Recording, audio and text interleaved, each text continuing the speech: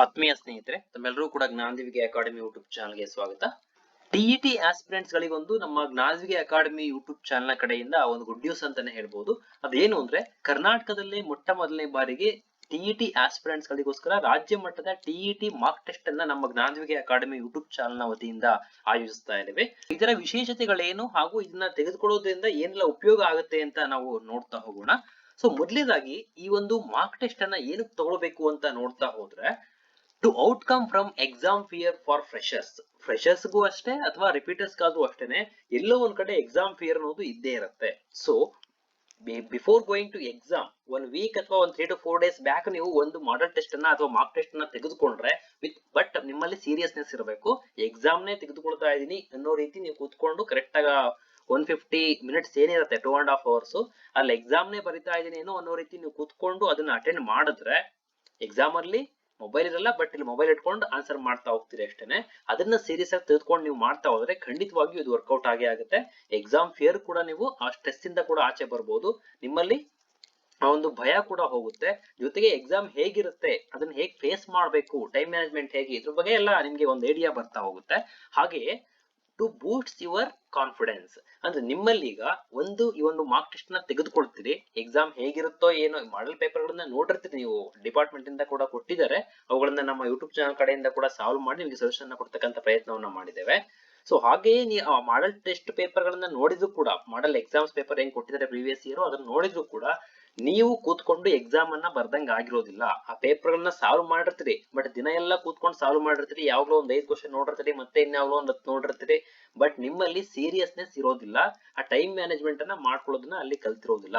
Once ನೀವು ಒಂದು mark test ಅನ್ನ ತೆಗೆದುಕೊಂಡು ಆ ಮಾರ್ಕ್ ಟೆಸ್ಟ್ ಅನ್ನ 150 minutes ಕಂಟಿನ್ಯೂಸ್ ಆಗಿ ಕೂತ್ಕೊಂಡು ಎಕ್ಸಾಮ್ ನೇ ಬರಿತಾ ಇದೀನಿ ಅನ್ನೋ ರೀತಿಯಲ್ಲಿ ಕೂತ್ಕೊಂಡ್ ಬರ್ದಾಗ ಆಗ ನೀವು ಸ್ಕೋರ್ ಏನ್ ಬರುತ್ತೆ, ನೀವು ಚೆನ್ನಾಗಿ ಎಫರ್ಟ್ ಹಾಕಿದೀರಿ ಅಂದ್ರೆ ಓಕೆ ಎಲಿಜಿಬಲ್ ಆಗ್ತೀರಿ. ಸ್ಕೋರ್ ಎಷ್ಟು 90+ ಎಷ್ಟೋ ತೆಗೆದುಕೊಳ್ತೀರಿ, ಅಥವಾ ನಿಮ್ಗೆ ಎಷ್ಟು ಬೇಕಿರುತ್ತೆ ನಿಮ್ ಕೆಟಗರಿ ಅಷ್ಟನ್ನ ಸ್ಕೋರ್ ಮಾಡಿದಿರಿ ಅಂದ್ರೆ ಅದರಿಂದ ನಿಮ್ಮ ಕಾನ್ಫಿಡೆನ್ಸ್ ಲೆವೆಲ್ ಜಾಸ್ತಿ ಆಗುತ್ತೆ.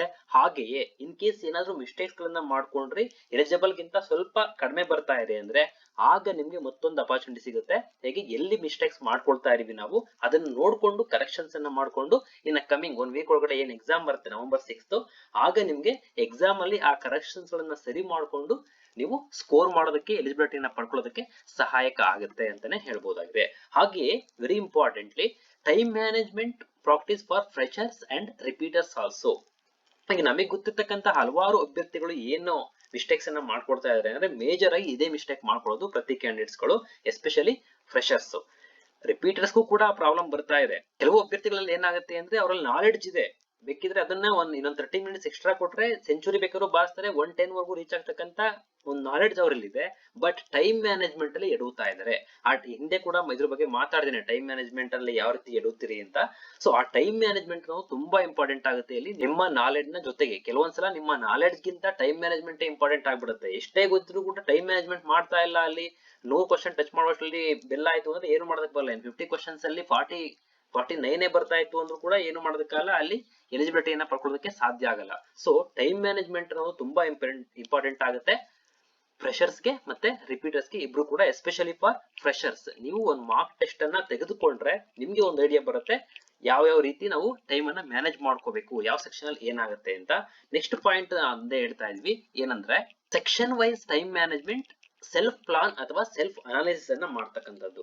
ಈಗ ಒಂದು ಮಾರ್ಕ್ ಟೆಸ್ಟ್ ಅನ್ನ ತೆಗೆದುಕೊಂಡಿದ್ದೀರಿ, ಯಾವ ಸೆಕ್ಷನ್ ಗೆ ಎಷ್ಟು ಟೈಮ್ ಅಲ್ಲಿ ಕನ್ಸ್ಯೂಮ್ ಆಯ್ತು, ಯಾವ ಸೆಕ್ಷನ್ ಮೀನ್ಸ್ 5 ಸೆಕ್ಷನ್ಸ್ ಬರುತ್ತಲ್ಲ, ಸೈಕಾಲಜಿ ಲ್ಯಾಂಗ್ವೇಜ್ 1, ಲ್ಯಾಂಗ್ವೇಜ್ 2, ಸೈಕಾಲಜಿ ಮತ್ತೆ ಸೈನ್ಸ್ ಅಂಡ್ ಮ್ಯಾಥಮೆಟಿಕ್ಸ್, ಅಥವಾ ಸೋಷಿಯಲ್ ಕ್ಯಾಂಡಿಡೇಟ್ಸ್ ಆಗಿದ್ರೆ ಸೋಷಿಯಲ್ ಅಂತ ಬರುತ್ತಲ್ಲ, ಈ 4 ಇಂದ 5 ಸೆಕ್ಷನ್ ಗಳಲ್ಲಿ ಎಲ್ಲಿ ಜಾಸ್ತಿ ಟೈಮ್ ಅನ್ನ ತೆಗೆದುಕೊಳ್ತಾ ಇದೆ, ಎಲ್ಲಿಗೆ ಜಾಸ್ತಿ ಟೈಮ್ ಅಗತ್ಯ ಇದೆ ರಿಯಲ್ ಆಗಿ, ಎಲ್ಲಿಗೆ ಜಾಸ್ತಿ ಇಂಪಾರ್ಟೆನ್ಸ್ ಕೊಡಬೇಕು ಟೈಮ್ ನಲ್ಲಿ ಅನ್ನೋದನ್ನ ನೀವು ಈ ಒಂದು ಮಾರ್ಕ್ ಟೆಸ್ಟ್ ನಿಂದ ಸೆಲ್ಫ್ ಅನಲೈಸ್ ಮಾಡ್ಕೋಬೇಕಾಗತ್ತೆ. ಬೇಕಂದ್ರೆ ನಾವು ಈ ಒಂದು ಮಾರ್ಕ್ ಟೆಸ್ಟ್ ನಡೆದಾದ್ಮೇಲೆ ಅದ್ರ ಬಗ್ಗೆ ಒಂದ್ಸಲ ಡಿಟೇಲ್ ಆಗಿ ಮಾತಾಡೋಣ ಟೈಮ್ ಮ್ಯಾನೇಜ್ಮೆಂಟ್ ರಿಲೇಟೆಡ್ ಆಗಿ. ಸೊ ನೆಕ್ಸ್ಟ್ ಪಾಯಿಂಟ್ ಬಂದು section wise importance. Time management okay section wise, then section wise importance ಕೂಡ ತುಂಬಾ ಇಂಪಾರ್ಟೆಂಟ್ ಆಗುತ್ತೆ. ಯಾಕಂದ್ರೆ ಲ್ಯಾಂಗ್ವೇಜ್ ಗಳನ್ನ especially science and mathematics candidates ignore ಮಾಡಿರ್ತೀರಿ. ಲ್ಯಾಂಗ್ವೇಜ್ 1 ಅಂಡ್ ಲ್ಯಾಂಗ್ವೇಜ್ 2 ಎರಡನ್ನೂ ಕೂಡ ಇಗ್ನೋರ್ ಮಾಡಿರ್ತೀರಿ. ಎಸ್ಪೆಷಲಿ ಪ್ಯಾಸೇಜಸ್, ಈ ಪ್ಯಾಸೇಜ್ ಗಳನ್ನ ಓದಕ್ಕೆ ಹೋಗಲ್ಲ, ಟೈಮ್ ಹೋಗುತ್ತೆ ಅಂತ ಬಿಟ್ಬಿಡ್ತೀರಿ. ಪ್ರಾಬ್ಲಮ್ಸ್ ಅನ್ನು ಮ್ಯಾಥಮೆಟಿಕ್ಸ್ ಅನ್ನು ಸೈನ್ಸ್ ಅನ್ನು ಹಿಡ್ಕೊಂಡು ಕೂತ್ಕೊಳ್ತೀರಿ ಅಂತ ಟೈಮಲ್ಲಿ ನಿಮ್ಗೆ ಟೈಮ್ ಶಾರ್ಟೇಜ್ ಖಂಡಿತವಾಗಿಯೂ ಬಂದೇ ಬರುತ್ತೆ. ನನ್ನ ಪರ್ಸನಲ್ ಒಪಿನಿಯನ್ ಕೂಡ ಇದು, ಪರ್ಸನಲ್ ಎಕ್ಸ್ಪೀರಿಯನ್ಸ್ ಕೂಡ. ನಾವು ಬಿಗಿನಿಂಗ್ ಅಲ್ಲಿ ಆ ರೀತಿ ಮಾಡ್ಕೊಂಡಿದ್ದೇವೆ. ಸೊ ನೀವಲ್ಲಿ ಟೈಮ್ ಮ್ಯಾನೇಜ್ಮೆಂಟ್ ನ ಜೊತೆಗೆ ಯಾವ ಸೆಕ್ಷನ್ ಗೆ ಎಷ್ಟು ಇಂಪಾರ್ಟೆನ್ಸ್ ಕೊಡಬೇಕು ಅನ್ನೋದು ಕೂಡ ನಿಮ್ಗೆ ಗೊತ್ತಿರ್ಬೇಕಾಗತ್ತೆ.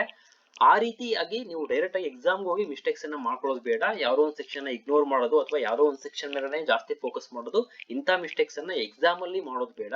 ಇದನ್ನೇ ರಿಯಲ್ ಎಕ್ಸಾಮ್ ಅಂತ ಭಾವಿಸ್ಕೊಂಡು ಅದನ್ನ ಬರಿತಾ ಹೋಗಿ, ಎಷ್ಟು 150 ಮಿನಿಟ್ಸ್ ಏನಿರುತ್ತೆ ಅದನ್ನ ಸೀರಿಯಸ್ ಆಗಿ ಕೂತ್ಕೊಂಡು ಮಾಡ್ತಾ ಹೋಗಿ, ಸಾಲ್ವ್ ಮಾಡ್ತಾ ಆನ್ಸರ್ ಮಾಡ್ತಾ ಹೋಗಿ. ಆಗ ನಿಮ್ಗೆ ಒಂದು ಐಡಿಯಾ ಬರುತ್ತೆ ಯಾವ್ದಕ್ಕೆ ಎಷ್ಟು ಇಂಪಾರ್ಟೆನ್ಸ್ ಕೊಡ್ಬೇಕು, ಯಾವ್ದಕ್ಕೆ ಎಷ್ಟು ಟೈಮ್ ಅಲ್ಲಿ ಇಂಪಾರ್ಟೆನ್ಸ್ ಕೊಡ್ಬೇಕು ಅಂತಕ್ಕಂಥದ್ದನ್ನ ನೀವು ಅನಲೈಸ್ ಮಾಡ್ತಾ ಹೋಗ್ಬೋದಾಗಿರುತ್ತೆ. Then do your mistakes here only means, ನೀವು ಎಕ್ಸಾಮ್ಸ್ ಗೆ ಹೋಗಿ ಯಾವೆಲ್ಲ ಮಿಸ್ಟೇಕ್ಸ್ ಗಳನ್ನ ಮಾಡ್ತಕ್ಕಂತ ಚಾನ್ಸಸ್ ಇರುತ್ತೆ, ಆ ಎಲ್ಲಾ ಮಿಸ್ಟೇಕ್ಸ್ ಗಳನ್ನು ಕೂಡ ಇಲ್ಲಿ ಮಾರ್ಕ್ ಟೆಸ್ಟ್ ಏನ್ ಕಂಡಕ್ಟ್ ಮಾಡ್ತಾ ಇದೀವಿ ಅದರಲ್ಲೇ ಮಾಡಿ. ಅಂದ್ರೆ ಮಿಸ್ಟೇಕ್ಸ್ ಅನ್ನ ಮಾಡೇ ಮಾಡ್ಬೇಕು ನೀವು ಅಂತ ಅಲ್ಲ, ಏನೆಲ್ಲ ಪ್ರಾಬಿಲಿಟಿ ಇದೆ ಮಿಸ್ಟೇಕ್ ಗಳನ್ನ ಮಾಡ್ತಕ್ಕಂಥದ್ದು, ಏನೋ ಮೇನ್ಲಿ ನಿಮಗೆ ಬರ್ತಕ್ಕಂಥ ಟೈಮ್ ಮ್ಯಾನೇಜ್ಮೆಂಟ್ ಅದ್ರಲ್ಲೇ ಇಡಬಹುದು ಮೋಸ್ಟ್ ಆಫ್ ದ ಕ್ಯಾಂಡಿಡೇಟ್ಸ್. ಅದನ್ನು ಕೂಡ ಇಲ್ಲೇ ಮಾಡಿ. ಮಿಸ್ಟೇಕ್ಸ್ ಅನ್ನ ಯಾವ ಸೆಕ್ಷನ್ ಗೆ ಎಷ್ಟು ಟೈಮ್ ಅನ್ನ ಇನ್ವೆಸ್ಟ್ ಮಾಡ್ಬೇಕು ಆ ಮಿಸ್ಟೇಕ್ಸ್ ಅನ್ನು ಇಲ್ಲೇ ಖಂಡಿತವಾಗಿಯೂ ಮಾಡ್ತೀರಿ, ಗೊತ್ತಿದೆ. ಅದರ ಜೊತೆಗೆ ಸೆಕ್ಷನ್ ವೈಸ್ ಇಂಪಾರ್ಟೆನ್ಸ್ ಅದನ್ನು ಕೂಡ ಹಲವಾರು ಅಭ್ಯರ್ಥಿಗಳು ಮಾಡಿರ್ತೀರಿ. ಈ ಮಾರ್ಕ್ ಟೆಸ್ಟ್ ಆದ್ಮೇಲೆ ಹೇಳ್ತೀರಿ, ಅದನ್ನ ನಿಮ್ಮ ಒಪಿನಿಯನ್ ಅಲ್ಲಿ ಹೇಳ್ತೀರಿ ಅಂತ ಭಾವಿಸಿದ್ದೇನೆ. ಇಲ್ಲೂ ಕೂಡ ಸೆಕ್ಷನ್ ವೈಸ್ ಇಂಪಾರ್ಟೆನ್ಸ್ ಅಲ್ಲೂ ತುಂಬಾ ಅಭ್ಯರ್ಥಿಗಳು ಎಡುತ್ತಾರೆ, ಅದನ್ನ ಗಮನಿಸಿದ್ದೇನೆ ಹಲವಾರು ಅಭ್ಯರ್ಥಿಗಳಲ್ಲಿ. So section wise importance, time management and ಜೊತೆಗೆ ಈ ಸೆಕ್ಷನ್ ವೈಸ್ ಯಾವ ರೀತಿ ಟೈಮ್ ಮ್ಯಾನೇಜ್ಮೆಂಟ್ ಮಾಡ್ಕೋಬೇಕು, ಓವರ್ ಆಲ್ ಟೈಮ್ ಮ್ಯಾನೇಜ್ಮೆಂಟ್ ಬೇರೆ, ಸೆಕ್ಷನ್ ವೈಸ್ ಟೈಮ್ ಮ್ಯಾನೇಜ್ಮೆಂಟ್ ಬೇರೆ ಆಗುತ್ತೆ. ಸೊ ಇದ್ರ ರಿಲೇಟೆಡ್ ಆಗಿ ನೀವು ಮಾಡ್ತಕ್ಕಂಥ ಎಲ್ಲಾ ಮಿಸ್ಟೇಕ್ಸ್ ಗಳನ್ನು ಕೂಡ, ಅಥವಾ ನೆಗ್ಲಿಜೆನ್ಸಿ ಅಥವಾ ಪ್ರಶ್ನೆಗಳನ್ನ ಸಂಪೂರ್ಣವಾಗಿ ಓದದಲ್ಲೇ ಇರ್ತಕ್ಕಂಥದ್ದು, ಕೆಲವೊಂದು ಪ್ರಶ್ನೆಗಳಲ್ಲಿ ಅಲ್ಲಿ ನಾಟ್ ಅಥವಾ ಈ ಕೆಳಗಿನ ಹೇಳಿಕೆಗಳಲ್ಲಿ ಯಾವುದು ತಪ್ಪಾಗಿದೆ ಅಂತ ಕೊಟ್ಟಿರ್ತಾನೆ, ನೀವೇನ್ ಮಾಡ್ತೀರಿ ಕಾಮನ್ ಆಗಿ ಯಾವ್ದು ಸರಿಯಾಗಿದೆ ಅಂತ ಈ ಕೆಳಗಿನ ಹೇಳಿಕೆ ಅಷ್ಟೇ ನೋಡ್ಕೊಳ್ಳೋದು, ಡೈರೆಕ್ಟ್ ಆಗಿ ಆಪ್ಷನ್ಸ್ ಹೋಗ್ತೀರಿ. ಅಲ್ಲೇನ್ ಮಾಡ್ತೀರಿ, ಯಾವ್ದು ಸರಿಯಾಗಿದೆ ಅಂತ ಕೇಳಿದಾರೆ ಅನ್ಕೊಂಡು ಫಸ್ಟ್ ಆಪ್ಷನ್ ಯಾವ್ದು ಸರಿಯಾಗಿರುತ್ತೆ ಅಥವಾ ಸೆಕೆಂಡ್ ಆಪ್ಷನ್ ಸರಿಯಾಗಿರುತ್ತೆ ಬಟ್ ಅಂತ ಆನ್ಸರ್ ನ ಟಿಕ್ ಮಾಡ್ತೀರಿ.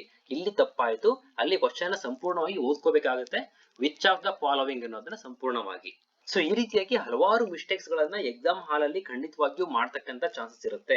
ಸೊ ಎಕ್ಸಾಮ್ ಹಾಲ್ ಅಲ್ಲಿ ಹೋಗಿ ನೀವು ಮಿಸ್ಟೇಕ್ಸ್ ಅನ್ನ ಮಾಡೋದಕ್ಕಿಂತ ಒಂದು ಮಾರ್ಕ್ ಟೆಸ್ಟ್ ಅಂತ ತೆಗೆದುಕೊಂಡು ಬಟ್ ಸೀರಿಯಸ್ ಆಗಿ ತಗೋಬೇಕು. ಇಲ್ಲ ಅಂದ್ರೆ ನೀವು ತೆಗೆದುಕೊಂಡಿರ್ತಕ್ಕಂಥದ್ದು ಕೂಡ ಅಲ್ಲಿ 1.5 hour ಏನ್ 2.5 hour ಏನ್ ವೇಸ್ಟ್ ಮಾಡ್ತಾ ಇರ್ತೀರಿ, ವೇಸ್ಟ್ ಅಲ್ಲ ಅದು ಇನ್ವೆಸ್ಟ್ ಮಾಡ್ತಾ ಇರ್ತೀರಿ, ಅದು ವೇಸ್ಟ್ ಆಗುತ್ತೆ.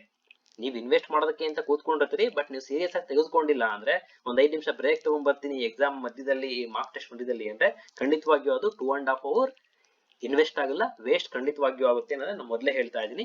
ಸೊ ಸೀರಿಯಸ್ ಆಗಿ ಎಕ್ಸಾಮ್ ಗೆ ಕೂತ್ಕೊಳ್ತಾ ಇದೀನಿ ಏನೋ ಒಂದು ಸೀರಿಯಸ್ ಇಂದ ಮಾಡ್ತಾ ಹೋಗಿ, ಅಟೆಂಡ್ ಮಾಡ್ತಾ ಹೋಗಿ, ಖಂಡಿತವಾಗಿಯೂ ಇದು ನಿಮ್ಗೆ ಫಲವನ್ನ ಕೊಟ್ಟೇ ಕೊಡುತ್ತೆ.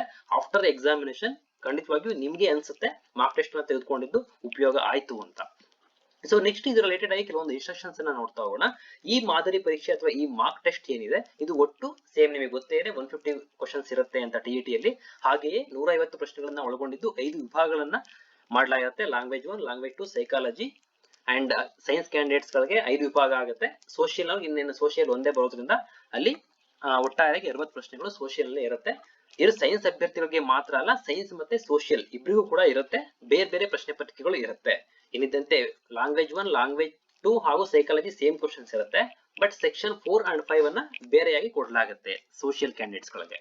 ಸೊ ನೆಕ್ಸ್ಟ್ ನಿಗದಿತ ಸಮಯದೊಳಗೆ ಪ್ರತಿ ಪ್ರಶ್ನೆಗಳಿಗೂ ಉತ್ತರಿಸತಕ್ಕಂಥದ್ದು ಕಡ್ಡಾಯ ಆಗಿರುತ್ತೆ. ನಿಗದಿತ ಸಮಯ ಅಂದ್ರೆ ನಿಮಗೆ ಗೊತ್ತಿದೆ 150 ಮಿನಿಟ್ಸ್ ಇರುತ್ತೆ, 2.5 ಗಂಟೆಗಳಲ್ಲೇ ನೀವು ಮುಗಿಸ್ಬೇಕಾಗುತ್ತೆ ಈ ಒಂದು ಮಾರ್ಕ್ ಟೆಸ್ಟ್ ಅನ್ನ. ಸೊ ಒಂದು ವೇಳೆ ನಿಗದಿತ ಸಮಯದೊಳಗೆ ಎಲ್ಲಾ ಪ್ರಶ್ನೆಗಳಿಗೂ ಉತ್ತರಿಸದಿದ್ದಲ್ಲಿ ನೀವು ಕೊನೆಯಲ್ಲಿ ಸಬ್ಮಿಟ್ ಮಾಡೋದಕ್ಕೆ ಆಗಲ್ಲ. ಆ ಗೂಗಲ್ ಫಾರ್ಮ್ ಏನು ನೀವು ಆಪ್ಷನ್ಸ್ ಅನ್ನ ಕ್ಲಿಕ್ ಮಾಡ್ತಾ ಇರ್ತೀರಿ ಅದನ್ನ ರೆಸ್ಪಾನ್ಸ್ ಅನ್ನ ಆಫ್ ಮಾಡಲಾಗುತ್ತೆ. ಅದಾದ್ಮೇಲೆ 2.5 hour ಆದ್ಮೇಲೆ 1:30 ಆದ್ಮೇಲೆ 11 to 1:30 ಕೊಡಬೇಕು ಅಂತಕ್ಕಂಥ ಪ್ಲಾನ್ ಇದೆ. ಆ ಟೈಮ್ ಅನ್ನ ಅಕ್ಯುರೇಟ್ ಟೈಮ್ ಅನ್ನ ನಿಮ್ಗೆ ಅಲ್ಲಿ ನಮ್ಮ ಟೆಲಿಗ್ರಾಮ್ ಚಾನಲ್ ಅಲ್ಲಿ ಅಪ್ಡೇಟ್ ಕೊಡ್ತಾ ಇರ್ತೀವಿ ಡೇಟ್ ಅಂಡ್ ಟೈಮ್ ಬಗ್ಗೆ. ಸೊ ಆ ಸ್ಪೆಸಿಫಿಕ್ ಟೈಮ್ ಏನಿದೆ 2.5 hour 150 ಮಿನಿಟ್ಸ್ ಮುಗಿತಿದ್ದಂಗೆ ರೆಸ್ಪಾನ್ಸ್ ಗಳನ್ನ ಆಫ್ ಮಾಡ್ತೇವೆ. ಸೊ ಸೀರಿಯಸ್ ಆಗಿ ನಿಮ್ಗೆ ಏನ್ OMR ಶೀಟ್ ಅನ್ನ ತೆಗೆದುಕೊಳ್ತಾರೆ, ಕಲೆಕ್ಟ್ ಮಾಡ್ಕೊಳ್ತಾರೆ ಎಕ್ಸಾಮ್ ಅಲ್ಲಿ, ಅದೇ ರೀತಿ ನಿಮಗೂ ಕೂಡ ಇಲ್ಲಿ ಟೈಮ್ ಮ್ಯಾನೇಜ್ಮೆಂಟ್ ಸ್ವಲ್ಪ ಸೀರಿಯಸ್ ಆಗಿ ತಗೊಳ್ಳಿ ಅನ್ನೋ ಕಾರಣದಿಂದಾಗಿ 150 ಮಿನಿಟ್ಸ್ ಆಗ್ತಿದಂಗೆ ರೆಸ್ಪಾನ್ಸ್ ಅನ್ನ ಆಫ್ ಮಾಡ್ತೇವೆ. 1:31 ನಂತರ ರೆಸ್ಪಾನ್ಸ್ ಗಳನ್ನ ಪಡ್ಕೊಳ್ಳಾಗಲ್ಲ. ನೀವು ಎಷ್ಟೇ ಟ್ರೈ ಮಾಡೋದು ಕೂಡ ರೆಸ್ಪಾನ್ಸ್ ಅವರು ಗೂಗಲ್ ತೆಗೆದುಕೊಳ್ಳೋದಿಲ್ಲ, ನಾನಲ್ಲ ಗೂಗಲ್ ತೆಗೆದುಕೊಳ್ಳೋದಿಲ್ಲ ನಾನು ಆಫ್ ಮಾಡೋದ್ಮೇಲೆ. ಸೊ ನೆಕ್ಸ್ಟ್ ಹಾಗಾಗಿ ನಿಗದಿತ ಸಮಯದೊಳಗಡೆನೆ ಅದನ್ನ ಸಬ್ಮಿಟ್ ಮಾಡಿ. ಹಾಗೆ ಪ್ರಶ್ನೆ ಪತ್ರಿಕೆ ಮತ್ತು ಫಲಿತಾಂಶವನ್ನ ನಮ್ಮ ಟೆಲಿಗ್ರಾಮ್ ಚಾನಲ್ ಜ್ಞಾನ ದಿವಿಗೆ ಅಕಾಡೆಮಿ ಟೆಲಿಗ್ರಾಮ್ ಚಾನಲ್ ಅಲ್ಲಿ ಪ್ರಕಟ ಮಾಡಲಾಗುತ್ತೆ. ಪ್ರಶ್ನೆ ಪತ್ರಿಕೆಯನ್ನು ಕೂಡ ಎಕ್ಸಾಕ್ಟ್ 11 ಗಂಟೆಗೆ ಶೇರ್ ಮಾಡಲಾಗುತ್ತೆ. 5 minutes ಬಿಫೋರ್ ಕೊಡ್ತೀವಿ, ಬಿಕಾಸ್ ಅದೆಲ್ಲ ಕೆಲವೊಂದು ನಿಮ್ಮ ನೇಮ್ ಆಗಿರ್ಬೋದು, ಡಿಸ್ಟಿಕ್ ಆ ತರದ್ದು ಒಂದು 5-6 ಪ್ರಶ್ನೆಗಳು ಇರುತ್ತಲ್ಲ, ಅದನ್ನ ಫಿಲ್ ಮಾಡೋದಕ್ಕೆ ಅಂತ ಒಂದು 5 ಮಿನಿಟ್ಸ್ ಬಿಫೋರ್ 10:55ಕ್ಕೆ ನಾವು ಪ್ರಶ್ನೆ ಪತ್ರಿಕೆಯನ್ನ ಶೇರ್ ಮಾಡ್ತೀವಿ ನಿಮಗೆ ನಮ್ಮ ಟೆಲಿಗ್ರಾಮ್ ಚಾನಲ್ ಅಲ್ಲಿ. ದೆನ್ 1:30 ಎಕ್ಸಾಕ್ಟ್ ಆಗಿ ರೆಸ್ಪಾನ್ಸ್ ಶೀಟ್ ಅನ್ನ ಆಫ್ ಮಾಡ್ತೇವೆ. ರಿಪೀಟೆಡ್ ಆಗಿ ಹೇಳ್ತಾ ಇದೀನಿ, ಯಾಕಂದ್ರೆ ಇನ್ನ ಇರುತ್ತೆ, ಇನ್ನ 5 ಮಿನಿಟ್ಸ್ ಎಕ್ಸ್ಟೆಂಡ್ ಮಾಡ್ಕೊಳ್ಳೋಣ ಅನ್ನೋ ರೀತಿ, ನೀವು ಅಲ್ಲಿ ಕಾಂಪ್ರಮೈಸ್ ಆಗೋದು ಬೇಡ ಟೈಮ್ ಮ್ಯಾನೇಜ್ಮೆಂಟ್ ಜೊತೆ ಅಂತ. ಸೊ ನೆಕ್ಸ್ಟ್ ಟೆಲಿಗ್ರಾಮ್ ಅಲ್ಲೇ ರಿಸಲ್ಟ್ ಅನ್ನು ಕೂಡ ಅವತ್ತು ನೈಟ್ ನಾವು ಶೇರ್ ಮಾಡಲಿದ್ದೇವೆ. ಹಾಗೆ ಹೆಚ್ಚಿನ ಮಾಹಿತಿಗಾಗಿ ನಮ್ಮ ಜ್ಞಾನದಿವ್ಯ ಅಕಾಡೆಮಿ ಯೂಟ್ಯೂಬ್ ಚಾನಲ್, ಈಗೇನು ಈ ಒಂದು ವಿಡಿಯೋ ನೋಡ್ತಾ ಇದ್ರಿ, ಈ ಒಂದು ಯೂಟ್ಯೂಬ್ ಚಾನಲ್ಗೆ ಸಬ್ಸ್ಕ್ರೈಬ್ ಮಾಡ್ಕೊಳ್ಳಿ, ಇನ್ನು ಸಬ್ಸ್ಕ್ರೈಬ್ ಮಾಡ್ಕೊಂಡಿಲ್ಲ ಅಂದ್ರೆ. ಹಾಗೆ ನಮ್ಮ ಯೂಟ್ಯೂಬ್ ಚಾನಲ್ ಅಲ್ಲಿ TET ಕ್ಲಾಸಸ್ ಗಳು ಕೂಡ ಇದಾವೆ, ಸಬ್ಜೆಕ್ಟ್ ವೈಸ್ ಸೈನ್ಸ್, ಮ್ಯಾಥಮೆಟಿಕ್ಸ್ ಹಾಗೂ ಮಾಡೆಲ್ ಪೇಪರ್ ಗಳನ್ನು ಕೂಡ ಸಾಲ್ವ್ ಮಾಡತಕ್ಕಂತ ಪ್ಲೇ ಲಿಸ್ಟ್ ಇದೆ. ಆ ಪ್ಲೇ ಲಿಸ್ಟ್ ಗೆ ವಿಸಿಟ್ ಮಾಡಿ, ಆ ಒಂದು ಪ್ಲೇ ಲಿಸ್ಟ್ ಅನ್ನ ಈ ಒಂದು ವಿಡಿಯೋದ ಡಿಸ್ಕ್ರಿಪ್ಷನ್ ಕೂಡ ಕೊಟ್ಟಿರ್ತೇನೆ. ಸೊ ನೀವು ಅದರ ಒಂದು ಸದುಪಯೋಗವನ್ನು ಕೂಡ ಪಡ್ಕೊಳ್ಬಹುದು. ಕ್ಲಾಸಸ್ ಜೊತೆಗೆ ಕನ್ನಡ ಲ್ಯಾಂಗ್ವೇಜ್ ಕ್ಲಾಸ್ ಗಳನ್ನು ಕೂಡ, ಕನ್ನಡ ಲ್ಯಾಂಗ್ವೇಜ್ ಪ್ಯಾಕೇಜ್ ಏನ್ ನಿಮ್ಗೆ ಗ್ರಾಮರ್ ಪಾಯಿಂಟ್ಸ್ ಎಲ್ಲ ಕವರ್ ಆಗುತ್ತೆ, ಆ ಒಂದು ಕನ್ನಡ ಗ್ರಾಮರ್ ಪಾಯಿಂಟ್ಸ್ ಬರುತ್ತಲ್ಲ, ಪ್ಯಾಸೇಜ್ ಗಳಲ್ಲಿ ಕೇಳ್ತಿರಲ್ಲ ಪ್ರಶ್ನೆಗಳನ್ನ, ಸಬ್ ಕ್ವಶನ್ಸ್, ಅದಕ್ಕೆ ಸಂಬಂಧಪಟ್ಟಂತೆ ಕನ್ನಡ ಒಂದು ಪ್ಯಾಕೇಜ್ ಅನ್ನು ಕೂಡ ತರ್ತಾ ಇದ್ದೇವೆ. ಅದನ್ನು ಕೂಡ ಈ ವಾರದಲ್ಲೇ ನಾವು ಕೊಡೋರಿದ್ದೇವೆ, ಆ ಒಂದು ಕ್ಲಾಸಸ್ ಗಳನ್ನು ಕೂಡ. ಸೊ ನಮ್ಮ ಜ್ಞಾನದಿವ್ಯ ಅಕಾಡೆಮಿ ಯೂಟ್ಯೂಬ್ ಚಾನಲ್ಗೆ ಸಬ್ಸ್ಕ್ರೈಬ್ ಆಗೋದ್ರ ಜೊತೆಗೆ ನಮ್ಮ ಟೆಲಿಗ್ರಾಮ್ ಚಾನಲ್ ಕೂಡ ಜಾಯ್ನ್ ಆಗಿ, ಅದರ ಲಿಂಕ್ ಅನ್ನು ಕೂಡ ಈ ಒಂದು ವಿಡಿಯೋದ ಡಿಸ್ಕ್ರಿಪ್ಷನ್ ಬಾಕ್ಸ್ ಅಲ್ಲಿ ಕೊಟ್ಟಿರ್ತೇವೆ. ಬಿಕಾಸ್ ಟೆಸ್ಟ್ ನ ಪ್ರಶ್ನೆ ಪತ್ರಿಕೆ, ಮಾರ್ಕ್ ಟೆಸ್ಟ್ ಹಾಗೆಯೇ ರಿಸಲ್ಟ್ ಕೂಡ ಅಲ್ಲೇ ಪ್ರಕಟ ಆಗ್ತಕ್ಕಂಥದ್ದು. ಸೊ ಇಷ್ಟ ಹೇಳ್ತಾ ಸ್ನೇಹಿತರೆ, ಈ ಒಂದು ರಿಜಿಸ್ಟ್ರೇಷನ್ ಕೂಡ ಸ್ಟಾರ್ಟ್ ಆಗಿದೆ ಈ ಒಂದು ಮಾರ್ಕ್ ಟೆಸ್ಟ್ ಗೆ. ಅದರ ಲಿಂಕ್ ಅನ್ನು ಕೂಡ ಈ ಒಂದು ವಿಡಿಯೋದ ಡಿಸ್ಕ್ರಿಪ್ಷನ್ ಬಾಕ್ಸ್ ಅಲ್ಲಿ ಕೊಟ್ಟಿರ್ತೇವೆ. ಸೊ ಆ ಒಂದು ಲಿಂಕ್ ನ ಮೇಲ್ಗಡೆ ಕ್ಲಿಕ್ ಮಾಡೋದ್ರ ಮುಖಾಂತರ ನೀವು ರಿಜಿಸ್ಟ್ರೇಷನ್ ಮಾಡ್ಕೊಳ್ಳಿ. ಜಸ್ಟ್ 1 ಮಿನಿಟ್ ಅಲ್ಲಿ ಆಗುತ್ತೆ ಅದು.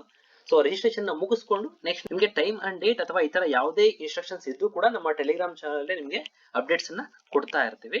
ಹಾಗೆಯೇ ಇನ್ನೊಂದು ಪ್ರಮುಖವಾಗಿರ್ತಕ್ಕಂಥ ಅಂಶ ಏನು ಅಂದ್ರೆ, 90ಕ್ಕಿಂತ ಹೆಚ್ಚು ಅಂಕಗಳನ್ನ ಗಳಿಸಿ, ನಮ್ದು ಕೆಟಗರಿ ಬರುತ್ತೆ 83 ಗೆ ಎಲಿಜಿಬಲ್ ಅಂತ ಸ್ಯಾಟಿಸ್ಫೈ ಆಗೋದಕ್ಕೆ ಹೋಗಬೇಡಿ, ನೀವೇ ಕಾಂಪ್ರಮೈಸ್ ಆಗೋದಕ್ಕೆ ಹೋಗಬೇಡಿ. 83 ಸಾಕು ನಮ್ಗೆ ಅಂತ 90ಗಿಂತ ಹೆಚ್ಚು ಅಂಕಗಳನ್ನ ಪಡೆದು ಅರ್ಹತೆಯನ್ನ ಪಡೆದಂತಹ ಎಲ್ಲಾ ಅಭ್ಯರ್ಥಿಗಳಿಗೆ ಪ್ರಮಾಣ ಪತ್ರವನ್ನು ನೀಡಿ ಪ್ರೋತ್ಸಾಹ ನೀಡಲಾಗುತ್ತೆ ನಮ್ಮ ಜ್ಞಾನದಿವ್ಯ ಅಕಾಡೆಮಿ ಯೂಟ್ಯೂಬ್ ಚಾನಲ್ ಕಡೆಯಿಂದ. ಹಾಗೂ ಅತ್ಯುನ್ನತ ಅಂಕವನ್ನ ಪಡೆದ ಒಬ್ಬ ಅಭ್ಯರ್ಥಿಗೆ, ಮೀನ್ಸ್ ಫಸ್ಟ್ ರ್ಯಾಂಕ್ ಯಾರು ಬರ್ತಾರೆ, ಮೊದಲ ಸ್ಥಾನವನ್ನ ಯಾರು ಗಳಿಸ್ತಾರೆ, ಅಂತಹ ಅಭ್ಯರ್ಥಿಗೆ ವಿಶೇಷ ಬಹುಮಾನವನ್ನು ಕೂಡ ನಮ್ಮ ಜ್ಞಾನದಿವ್ಯ ಅಕಾಡೆಮಿ ಯೂಟ್ಯೂಬ್ ಚಾನಲ್ ಕಡೆಯಿಂದ ನೀಡಲಾಗುತ್ತೆ. How to take mock test, ಈ ಮಾರ್ಕ್ ಟೆಸ್ಟ್ ನ ತೆಗೆದುಕೊಳ್ಳೋದು ಹೇಗೆ ಅನ್ನೋದು ಈಗ ಆಲ್ರೆಡಿ ನಿಮಗೆ ಗೊತ್ತಾಗಿದೆ, ಇನ್ಫಾರ್ಮೇಶನ್ ಶೇರ್ ಮಾಡಿದ್ದೇನೆ. ಎಂದಿರುತ್ತೆ, 30ನೇ ತಾರೀಕು ಅಕ್ಟೋಬರ್ 2022 ಸಂಡೇ ಬರ್ತಾ ಇದೆ. ಸಂಡೇನೆ ಮಾಡ್ತಾ ಇರ್ತಕ್ಕಂತ ಕಾರಣ, ಹಲವಾರು ಅಭ್ಯರ್ಥಿಗಳು ಜಾಬ್ ಮಾಡ್ಕೊಂಡು ಸ್ಟಡಿಯನ್ನ ಮಾಡ್ತಾ ಇರ್ತೀರಿ, ಸ್ಟಡಿ ಒಂದು TET ಎಕ್ಸಾಮ್ ಗೆ ಪ್ರಿಪರೇಷನ್ ಮಾಡ್ಕೊಳ್ತಾ ಇರ್ತೀರಿ. ವೀಕ್ ಡೇಸ್ ಎಲ್ಲಾದ್ರೆ ಪ್ರಾಬ್ಲಮ್ ಆಗುತ್ತೆ, ತೆಗೆದುಕೊಳ್ಳೋದಕ್ಕಾಗಲ್ಲ ಅನ್ನೋ ಕಾರಣದಿಂದಾಗಿ ಇದನ್ನ ಸ್ವಲ್ಪ ಸೀರಿಯಸ್ ಆಗಿ ತೆಗೆದುಕೊಳ್ಳಿ. 150 ಮಿನಿಟ್ಸ್ ಸೀರಿಯಸ್ ಆಗಿ ಕೂತ್ಕೊಂಡು ಅನ್ನೋ ಕಾರಣದಿಂದ ಬೇಕಂತಾನೆ ಸಂಡೇನೆ ಇದನ್ನ ಆರ್ಗನೈಸ್ ಮಾಡೋದು. ಅದರ್ವೈಸ್ ನವೆಂಬರ್ 3ಗೆ ಮಾಡೋಣ ಅನ್ನೋ ಪ್ಲಾನ್ ಇತ್ತು, ಬಿಫೋರ್ ಗೋಯಿಂಗ್ ಟು ಎಕ್ಸಾಮ್ ಅಂತ. 3 ಡೇಸ್ ಇದ್ದಾಗ ಎಕ್ಸಾಮ್ ಗೆ ಮಾಡೋಣ ಅನ್ನೋ ಪ್ಲಾನ್ ಇತ್ತು. ಬಟ್ 1 ವೀಕ್ ಮುಂಚೆನೆ ಆದ್ರೂ ಪರವಾಗಿಲ್ಲ, ನೀವೇನು ಈ ಮಾರ್ಕ್ ಟೆಸ್ಟ್ ಅಲ್ಲಿ ಮಿಸ್ಟೇಕ್ಸ್ ಅನ್ನ ಮಾಡ್ತೀರಿ, ಆ ಮಿಸ್ಟೇಕ್ಸ್ ಗಳನ್ನ ಕರೆಕ್ಷನ್ ಮಾಡ್ಕೊಳ್ಳೋಕು ಕೂಡ 1 ವೀಕ್ ಟೈಮ್ ಸಿಗುತ್ತೆ. ಜೊತೆಗೆ ಸಂಡೇ ಆಗಿರೋದ್ರಿಂದ ನೀವು ಫ್ರೀ ಆಗಿ ಕೂತ್ಕೊಂಡು ತೆಗೆದುಕೊಳ್ಬಹುದು ಅನ್ನೋ ಒಂದು ಕಾರಣದಿಂದಾಗಿ 30ನೇ ತಾರೀಕಿಗೆ ಅದನ್ನ ಪ್ರೀಪೋನ್ ಮಾಡಿದ್ದೇವೆ, ನವೆಂಬರ್ 3 ಅಂತ ಹೇಳಿದವರು. ಸೊ ಈ ಒಂದು ಟೆಸ್ಟ್ ನ ತೆಗೆದುಕೊಳ್ಬೇಕು ಅಂದ್ರೆ ಎಲ್ಲಿ ಈ ಒಂದು ನಡೆಯುತ್ತೆ, ಯಾವ ಪ್ಲಾಟ್ಫಾರ್ಮ್ ಅಲ್ಲಿ ನಡೆಯುತ್ತೆ ಅಂತ ನಿಮಗೆ ಗೊತ್ತಾಗಿದೆ ಆಲ್ರೆಡಿ. ನಮ್ಮ ಯೂಟ್ಯೂಬ್ ಚಾನಲ್ಗೆ ಸಬ್ಸ್ಕ್ರೈಬ್ ಆಗಿ ಅಪ್ಡೇಟ್ಸ್ ಗಳನ್ನ ಪಡೆಯೋದಕ್ಕೆ, ಹಾಗೆಯೇ ಟೆಲಿಗ್ರಾಮ್ ಚಾನಲ್ಗೆ ಜಾಯ್ನ್ ಆಗಿ ಅಲ್ಲೇ ಪ್ರಶ್ನೆ ಪತ್ರಿಕೆಗಳು ಬರ್ತಾ ಇರುತ್ತೆ. ಯಾವುದೇ ಅಪ್ಡೇಟ್ಸ್ ಗಳು ಇದ್ರೂ ಕೂಡ ನಮ್ಮ ಟೆಲಿಗ್ರಾಮ್ ಚಾನಲ್ ಮತ್ತೆ ಈ ಒಂದು ಯೂಟ್ಯೂಬ್ ಚಾನಲ್ ಕೂಡ ಕೊಡ್ತಾ ಇರ್ತೀವಿ. ಸೊ ಸಬ್ಸ್ಕ್ರೈಬ್ ಮಾಡ್ಕೊಳ್ಳೋ ಜೊತೆಗೆ ಟೆಲಿಗ್ರಾಮ್ ಚಾನಲ್ ಕೂಡ ಜಾಯ್ನ್ ಆಗಿ ಅಂತ ಹೇಳ್ತಾ ಸ್ನೇಹಿತರೆ, ಮುಂದಿನ Sunday 30th October 2022 model test ಬರ್ತಾ ಇದೆ. ನೀವು ಇದರ ಸದುಪಯೋಗವನ್ನು ಪಡಿಸ್ಕೊಳ್ಳೋದ್ರ ಜೊತೆಗೆ ನಿಮ್ಮ ಫ್ರೆಂಡ್ ಸರ್ಕಲ್ ಅಲ್ಲಿ ಯಾರೆಲ್ಲ TET ಪ್ರಿಪರೇಷನ್ ಇದ್ದಾರೆ, ಫ್ರೆಶರ್ಸ್ ಆದ್ರೂ ಓಕೆ ಅಥವಾ ರಿಪೀಟರ್ಸ್ ಆದ್ರೂ ಓಕೆ, ಅವ್ರಿಗೂ ಕೂಡ ಶೇರ್ ಮಾಡ್ಕೊಳ್ಳಿ. ಜೊತೆಗೆ ನಿಮ್ಮ B.Ed ಕಾಲೇಜ್ ಗ್ರೂಪ್ಸ್ ಆಗಿರ್ಬೋದು ಅಥವಾ ಇನ್ಯಾವುದೇ ಸ್ಟಡಿ ಗ್ರೂಪ್ಸ್ ಆಗಿರ್ಬೋದು, ಅದರಲ್ಲೂ ಕೂಡ ಶೇರ್ ಮಾಡ್ಕೊಳ್ಳಿ. ಯಾಕಂದ್ರೆ ಮಾರ್ಕ್ ಟೆಸ್ಟ್ ಅನ್ನೋದು ತುಂಬಾ ಇಂಪಾರ್ಟೆಂಟ್ ಆಗುತ್ತೆ TET ಯನ್ನ ತೆಗೆದುಕೊಳ್ತಾ ಇರತಕ್ಕಂತ ಅಭ್ಯರ್ಥಿಗಳಿಗೆ. ಲಾಸ್ಟ್ ಇಯರ್ ಆಲ್ರೆಡಿ ತೆಗೆದುಕೊಂಡಿದೀವಿ ಅಂತ ಕೂಡ ಆಲ್ರೆಡಿ 1 ಇಯರ್ ಗ್ಯಾಪ್ ಇರುತ್ತೆ, ಹಲವಾರು ಮಿಸ್ಟೇಕ್ಸ್ ಗಳನ್ನ ಮಾಡ್ತಕ್ಕಂಥ ಚಾನ್ಸಸ್ ಇರುತ್ತೆ. ಹಾಗಾಗಿ ಫ್ರೆಶರ್ಸ್ ಆಗಿದ್ರು ಓಕೆ ಅಥವಾ ರಿಪೀಟರ್ಸ್ ಆಗಿದ್ರು ಓಕೆ, ಈ ಮಾರ್ಕ್ ಟೆಸ್ಟ್ ಅನ್ನೋದು ಇಂಪಾರ್ಟೆನ್ಸ್ ಏನು ಅನ್ನೋದನ್ನ ನಾವು ಆಲ್ರೆಡಿ ಡಿಸ್ಕಷನ್ ಮಾಡಿದ್ದೇವೆ. ಹಾಗೆ ಯಾರು ಕೂಡ ಮಿಸ್ ಮಾಡ್ಕೋಬೇಡಿ, ಇರ್ತಕ್ಕಂಥ ಈ ಒಂದು ಅಪರ್ಚುನಿಟಿಯನ್ನ ಉಪಯೋಗಿಸಿಕೊಂಡು ನವೆಂಬರ್ 6ನೇ ತಾರೀಕು ಬರ್ತಾ ಇರತಕ್ಕಂತ TET ಮಾಡೆಲ್ ಪರೀಕ್ಷೆನ ಚೆನ್ನಾಗಿ ಫೇಸ್ ಮಾಡಿ ಅಂತ ಹೇಳ್ತಾ ಸ್ನೇಹಿತರೆ, ಎಲ್ರಿಗೂ ಕೂಡ wish you all the best. Thank you.